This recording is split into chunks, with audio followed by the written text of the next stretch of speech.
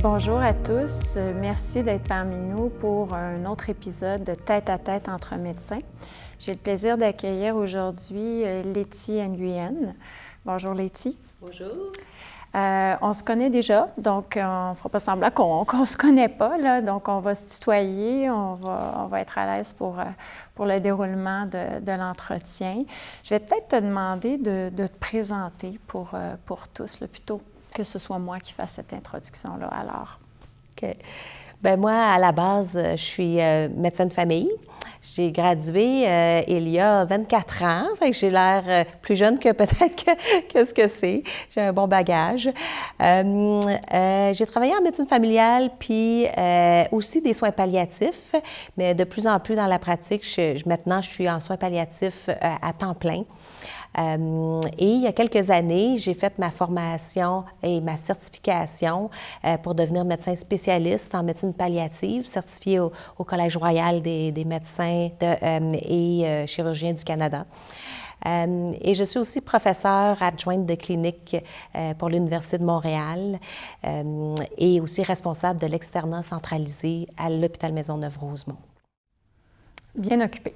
Oui, toujours.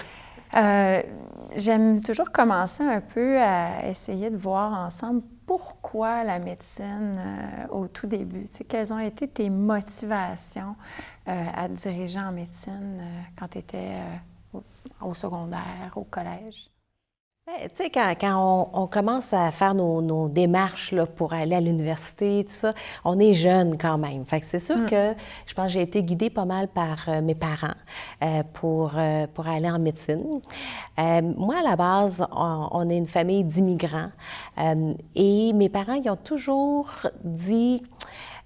Letty, tu sais, il faut travailler fort, tu sais. Donc ça, c'est cette notion de se donner à fond, travailler fort pour faire quelque chose de bien dans la vie.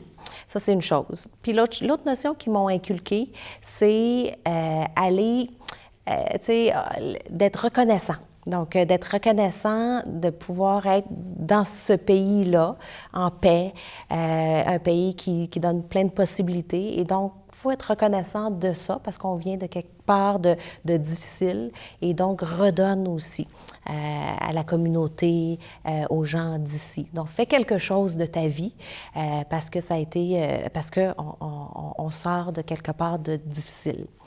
Alors, la médecine semblait être quand même une bonne place pour faire une différence dans la vie des gens, puis de un peu contribuer à la société. Un grand besoin de contribution avec des valeurs profondes très inculquées par ton milieu familial et vraiment ton enfance aussi. Et en fait, soins palliatifs, tu nous as mentionné tout à l'heure que ça n'a pas été quand même très long que tu as choisi peut-être ce parcours-là en soins palliatifs. Puis maintenant, je crois que tu fais presque exclusivement des soins palliatifs, ce qui est quand même assez rare au Québec, hein, un médecin qui ne fait que des soins palliatifs. Puis je ne peux pas m'empêcher de penser qu'il y a une certaine lourdeur quand même à côtoyer la mort de tes patients au quotidien, à chaque semaine. Tu dois perdre des patients, tu dois faire le deuil de certains patients. Et en médecine, souvent, on se dirige pour guérir ou du moins maintenir la santé des gens, essayer de tout faire pour qu'ils récupèrent, etc. Donc, c'est quoi l'ingrédient pour toi qui fait que, jour après jour, bien, tu gardes quand même le cap puis tu ne dérives pas vers l'épuisement ou même le trauma vicariant, hein, de recevoir toute cette charge-là sur toi? Bien, qu'est-ce que je fais que je suis allée en soins palliatifs exclusivement? Bien, j'ai percé le secret le mieux gardé en médecine. Puis ça, ce secret-là, il y a peu de médecins qui le savent. Parce que c'est tous des médecins en soins palliatifs. Okay. Et donc, le secret, c'est tous nos patients meurent. Un jour. Un jour. Quoi qu'on fasse, c'est transplantation cardiaque, greffe rénale, immunothérapie, tous nos patients vont quand même mourir. Et quand j'ai compris ça, je me suis dit, bien, pourquoi est-ce qu'on travaille fort comme ça d'abord? Et j'ai compris pourquoi.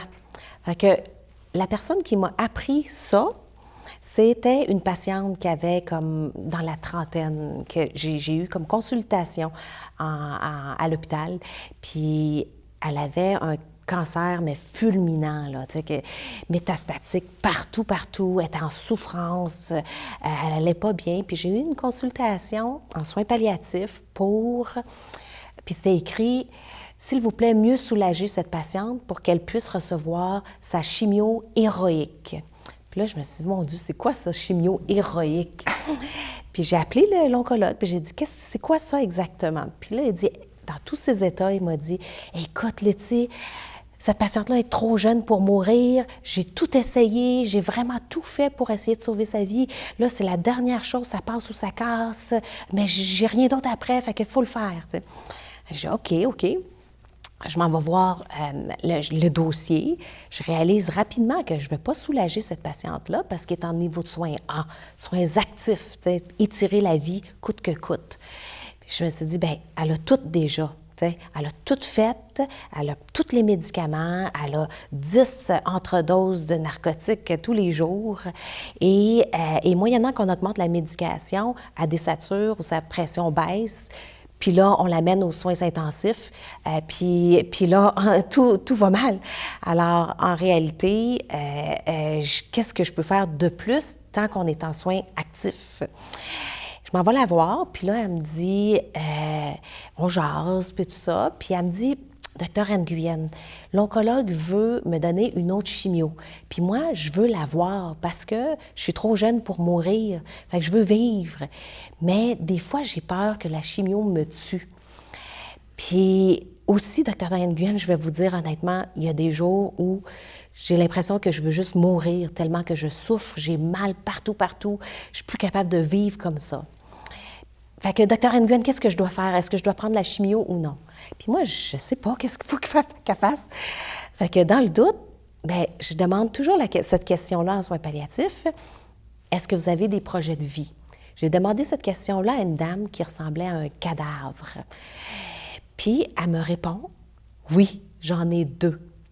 Mon premier projet de vie, c'est de vivre jusqu'à la rentrée scolaire pour mes filles. Ça, c'est dans 2 mois. J'ai 2 filles, 8 ans, 10 ans. Ils sont toujours stressés à la rentrée scolaire, puis moi, j'aimerais ça vivre jusqu'à là, faire leur lunch, faire leur sac à dos, leur donner un gros bec avant qu'ils partent puis qu'ils prennent l'autobus, puis après, je vais pouvoir mourir en paix.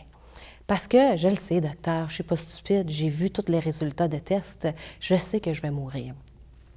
Et mon deuxième projet de vie, c'est d'aller au Vietnam. Parce que j'ai quitté mon pays natal à l'âge de 14 ans. J'ai laissé là-bas ma mère, mes frères et sœurs, puis j'ai fait ma vie au Québec. Et je me suis mariée, j'ai eu des enfants, puis je ne suis jamais retournée. Parce que je pensais qu'il me resterait le restant de ma vie à retourner. Mais là, aujourd'hui, maintenant que je suis en fin de vie, j'aimerais retourner pour leur dire adieu. Fait que là, moi, je réfléchis vite, puis je leur dis, OK, je vais vous aider là-dedans. Mais, je vais être honnête avec vous, il est peut-être un peu trop tard pour faire les 2. Dites-moi lequel vous priorisez, puis on va s'organiser. 24 heures plus tard, je la revois. Elle me dit, je veux aller au Vietnam.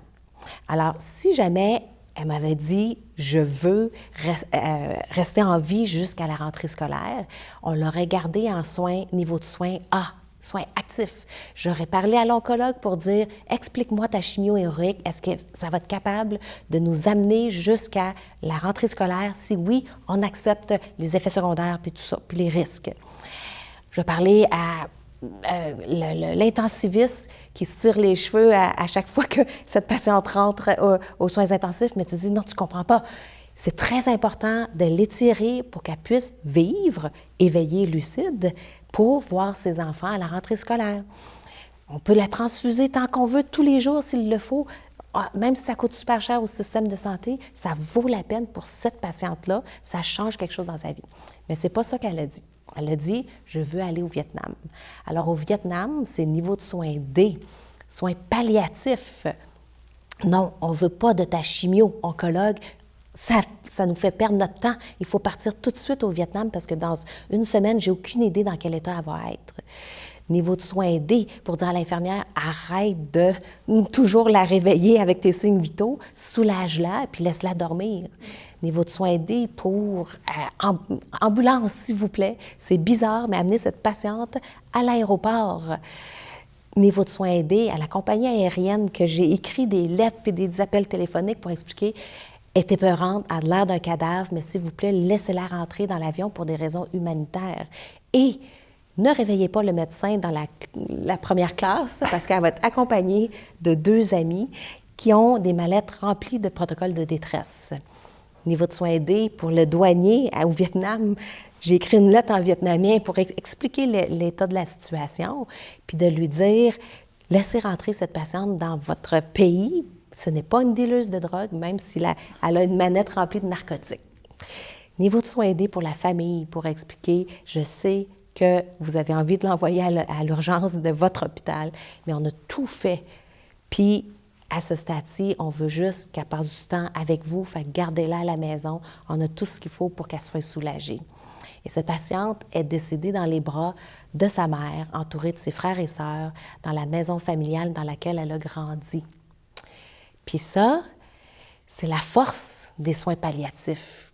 Puis la force d'une bonne discussion, puis d'une vision humaine, outre les signes vitaux, puis outre les traitements, puis tout ça, il y a quelque chose derrière ça qui est le patient. Puis nous, les docteurs, on travaille tellement fort pour juste sauver des vies, mais des fois, je me dis, comment est-ce qu'on peut sauver des vies comme ça puis travailler fort sans se soucier de ce pourquoi nos patients vivent, pourquoi ils s'accrochent à la vie? Puis ils s'accrochent à la vie finalement pour des gens qu'ils aiment. Ils s'accrochent à la vie pour réaliser leurs rêves puis accomplir leurs projets. Fait que moi, c'est avec ça que j'ai réalisé un peu que je pouvais vraiment faire une différence dans la vie de mes patients, même s'ils sont en fin de vie.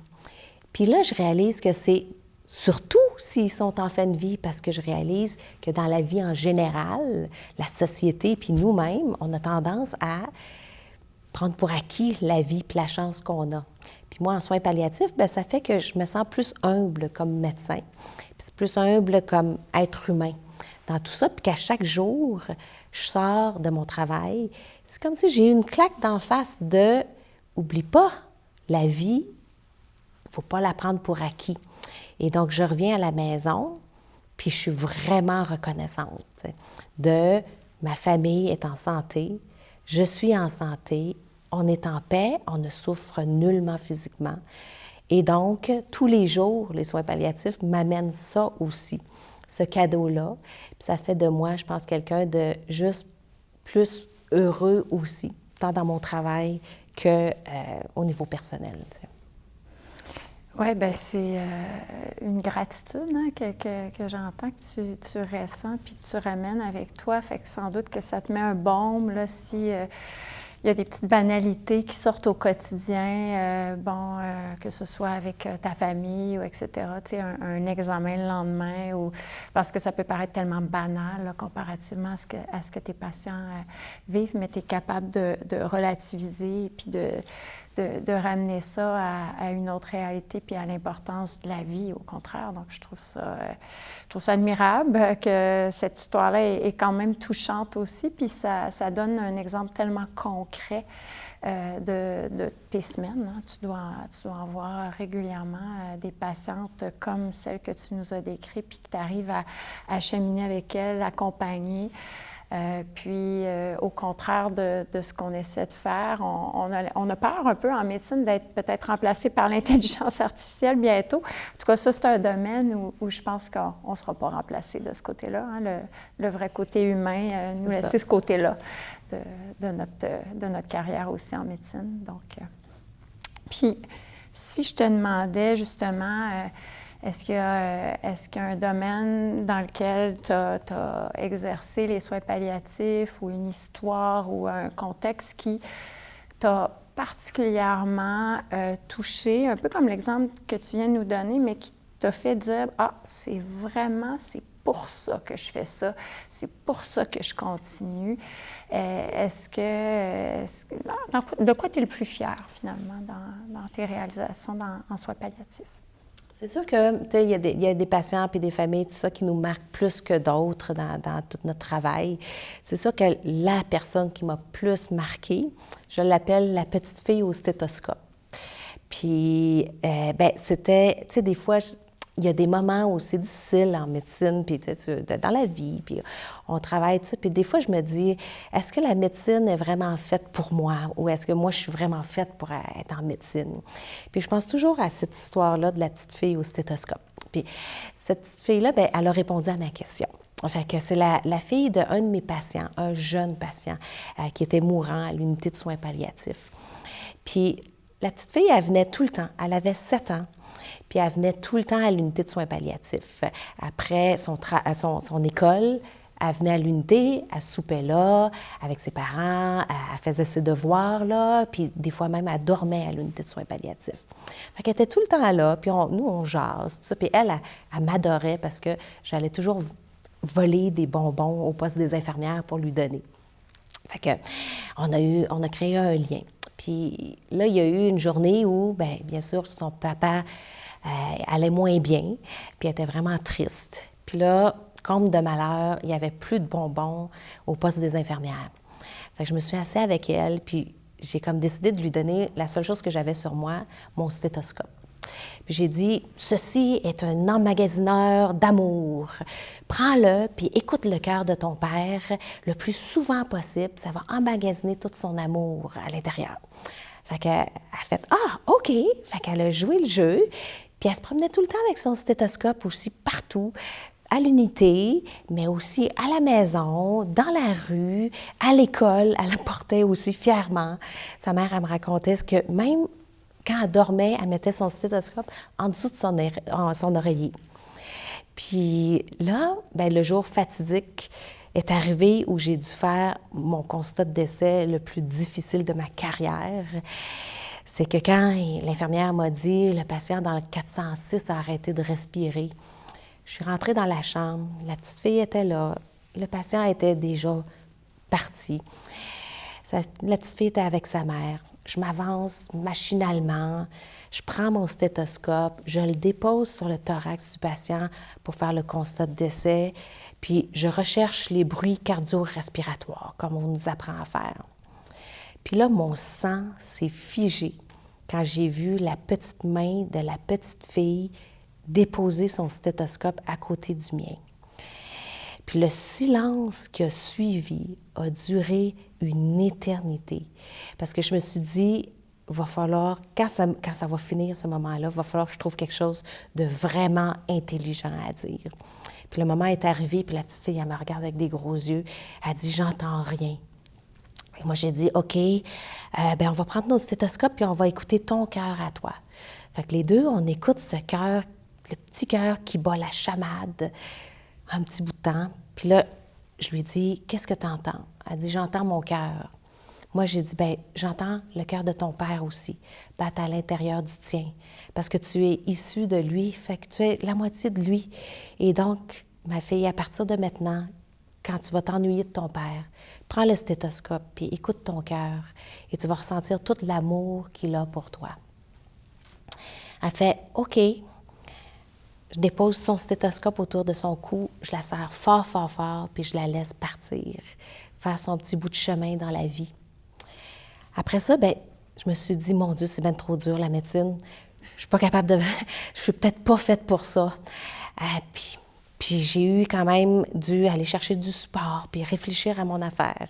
Puis j'ai continué à travailler, puis à un moment donné, ça continue, puis la vie continue, puis on fait ce qu'on peut, tout ça. Puis à un moment donné, dans la rue, je recroise la petite fille au stéthoscope.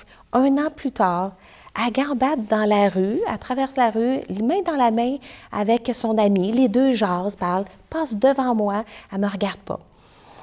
Mais sa mère, elle, qui marchait derrière, s'est arrêtée. Puis elle a dit, « Vous voyez, Dr. Nguyen, elle va bien. Je voulais juste prendre le temps pour vous dire merci. Merci d'avoir été là pour elle. » Puis là, le temps passe, puis rapidement, je reçois une lettre du gouvernement, toi. Le gouvernement, via la RAMQ, me dit, Dr. Nguyen, nous avons étudié vos dossiers et nous réalisons que vous faites des soins palliatifs à temps plein. Mais ça, Dr. Nguyen, ça veut dire que vous êtes en train de faire 0 prise en charge en tant que médecin de famille. Alors, sachez que si vous persistez à continuer dans ce chemin, nous allons devoir couper 30 % de votre salaire. Et là, je me suis dit, bon, je me suis dit, en médecine, là, je pense qu'il faut toujours se rappeler que la performance en médecine, là, celle qui compte réellement, elle ne se définit jamais en termes de chiffres. Puis ça, là, il y a tellement de monde qui ne vont pas se gêner de nous dicter nos critères de performance via des chiffres. Mais il faut toujours se rappeler que la vraie performance en médecine, elle se définit plutôt en accomplissement humain. C'est l'accomplissement humain qui fait que la médecine est le plus beau métier au monde. C'est l'accomplissement humain qui fait qu'on se lève à tous les matins puis on se donne à fond pour nos patients. C'est l'accomplissement humain qui fait de nous des êtres humains. C'est ça qu'elle m'a appris, la petite fille au stéthoscope. Puis 5 ans plus tard, la petite fille au stéthoscope revient me voir à l'unité de soins palliatifs. Elle est devenue l'ado au stéthoscope. Elle me dépasse de une tête. Elle vient me voir. On s'assoit, on jase. Elle me raconte comment ça va bien dans les études actuellement. Elle me raconte qu'elle adore son équipe de volleyball. Puis elle me raconte qu'est-ce qu'elle a fait l'été dernier. Puis à un moment donné, je dis, bien, tu es venue me voir parce que maintenant que tu es plus vieille, tu as des questions par rapport à ce qui s'est passé avec ton père. Elle fait, ah, non, pas du tout, ça va. Je dis, ah, OK, bien, tu es venue me voir parce que tu voulais visiter l'unité de soins palliatifs pour te remémorer des souvenirs. Elle dit, ah, bien, j'aimerais vraiment beaucoup ça, si c'est possible. Mais c'est pas vraiment ça, pour ça que je suis venue. Et je dis, ah, bien, pourquoi tu es venue d'abord? Elle dit, bien, pour vous dire merci. Merci pour le stéthoscope. J'ai fait, ah, tu l'as encore? Puis elle dit, oui. J'ai dit, est-ce que tu as dû l'utiliser toutes ces années? Puis elle dit, oui, vraiment souvent. Puis là, j'osais pas je savais pas si je devais demander l'autre question, mais j'ai osé. J'ai demandé, puis ça a-tu marché? Ça a-tu aidé un peu? Puis elle lève les yeux, puis elle me dit, mais bien sûr que oui, ça a aidé. Puis là, on s'est pris dans les bras. Puis avec ça, elle est repartie faire son petit bout de chemin encore. Puis c'est là que je me dis, des fois, ça paraît pas tout de suite, puis on voit juste comme le stress, puis les tristesses, puis tout ça. Mais on a tellement une possibilité comme médecin de toucher la vie de nos patients et de leur famille, faire une différence. Puis elle est revenue me donner ça, cette réponse de « continue ». Même si tu n'as pas de merci, même si tu n'as pas des gens qui sont revenus, sache que tous les gestes que tu poses, ça change de quoi. T'sais? Et donc, quand ça va difficilement, puis quand il y a le brouhaha du système de santé, puis toutes les failles, puis les stress, puis les statistiques de non-performance, tout ça, bien, je me rappelle de la petite fille au stéthoscope.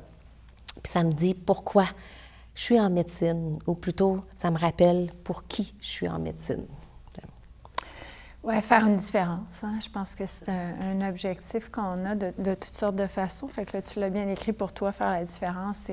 C'est surtout ton approche de compassion là, que j'entends. Puis tu t'inquiétais tout à l'heure, tu sais, des fois, je suis fatiguée, des fois, je suis un peu épuisée, tout ça. Mais cette approche-là fait une différence comparativement à une approche plutôt en sympathie ou même juste en empathie. On sait qu'avec la compassion, souvent, il y a le petit geste de plus qui fait qu'on a vraiment l'impression de faire cette différence-là pour la personne et pour soi aussi. Fait que ce besoin de connexion puis de contribution, là, je l'entends beaucoup dans ce que tu racontes. Puis cette connexion-là avec les patients, est-ce que tu la vois aussi avec les étudiants, par exemple, ou les résidents que tu accompagnes aussi dans leur parcours? Puis, Est-ce que tu as l'impression de leur laisser quelque chose pour qu'eux aussi grandissent dans leur parcours académique? Oui. Bien, les résidents, tu sais, c'est le futur de la médecine. Puis, moi, je trouve qu'ils sont hyper importants. Puis quand on est en contact avec un résident ou un externe ou tout ça, je pense que c'est de notre devoir en tant que médecin pratiquant de un peu comme les inspirer. Donc, oui, c'est sûr qu'on doit leur enseigner la médecine, puis les traitements, puis les symptômes, puis tout ça, mais il y a vraiment quelque chose de plus qu'on doit enseigner. Un peu de comment être un bon médecin aussi, en temps de relations humaines, tout ça. Et moi, je prends le temps en soins palliatifs parce que c'est intense, parce que c'est difficile. Moi, je prends le temps de savoir qui est ce résident-là qui est devant moi. De jaser, pas juste de le parcours médical, pas juste de jaser des traitements, mais aussi d'où tu viens, c'est quoi ton bagage, parce que tout le monde a un bagage. Puis ça va mieux me guider pour les protéger aussi, pour leur donner des trucs pour justement pas être épuisés et drainés par l'intensité de la situation de nos patients, tout ça. Alors, quand je leur jase, bien, je découvre l'être humain qui est derrière le résident, qui d'habitude est plus comme un robot qui doit juste comme absorber plein d'informations puis recracher ces informations. Bien, derrière ça, il y a un être humain. Puis, je trouve que le lien est tellement plus fort par la suite de l'apprenant puis le mentor. Et donc, pour moi, c'est super important de aussi leur donner la joie de pratique de la médecine aussi, puis les inspirer à aussi pousser plus loin leur capacité de toucher les patients, en leur donnant les outils aussi pour maintenir une saine vision de l'équilibre de leur vie personnelle et de la vie médicale de traitement. Et donc, je pense qu'on a comme communauté médicale comme responsabilité de donner beaucoup d'énergie pour ces jeunes médecins-là, pour les guider. Et après ça, c'est eux aussi qui vont façonner comment la médecine va évoluer.